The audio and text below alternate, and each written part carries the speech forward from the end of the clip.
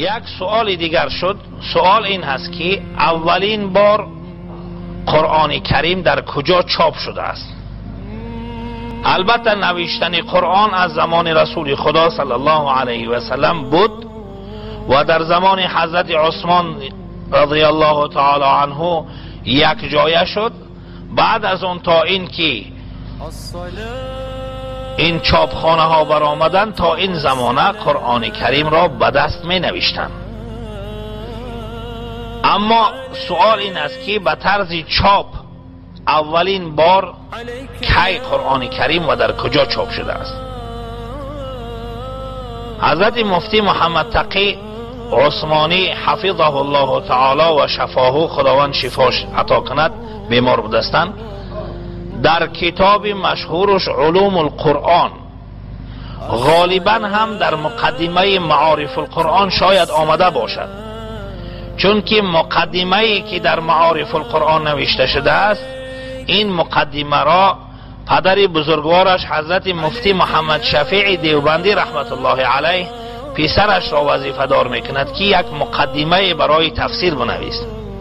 این مقدمه را می نویسد، بسیار طولانی می شود، علاهیده چاپ شده است به نام علوم قرآن، به فارسی هم الحمدلله ترجمه شدگی و این را خلاصه کردگیان در جلد اول تفسیر فارسی معارف القرآن حضرت مفتی محمد شفیع رحمت الله علیه موجود هست.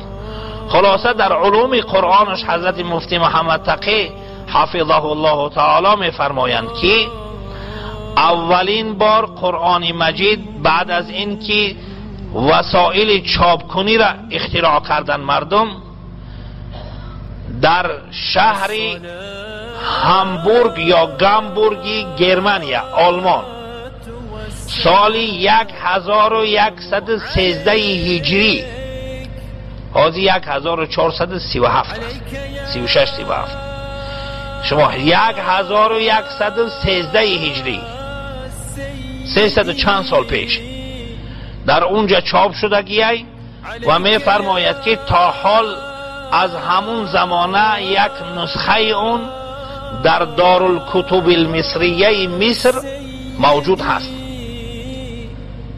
البته این چاپ بود که این را غیر مسلمان ها کرده بودند. اولین چاپی را که مسلمان ها انجام دادند در سال 1787 میلادی 1787 میلادی ملا عثمان گفتنی شخصیت در شهر سنت پترزبورگ روسیه چاپش کردگی است.